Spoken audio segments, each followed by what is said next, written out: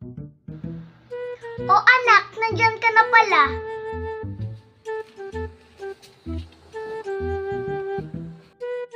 O bakit parang malungkot ka?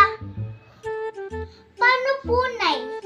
Sabi po ng teacher ko, nangopya daw po ako sa katabi ko. Porket po ba parehas ang sagot?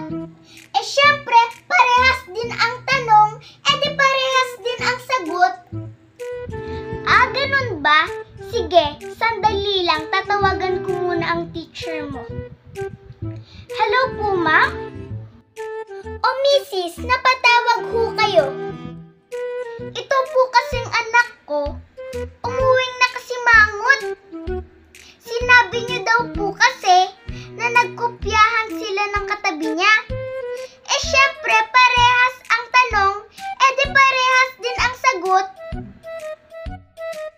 Hindi ho ba sinabi ng anak niyo na pati pangalan ng kaklase niya, parehas din sa sinulat niya? No. Ah, ganun po ba?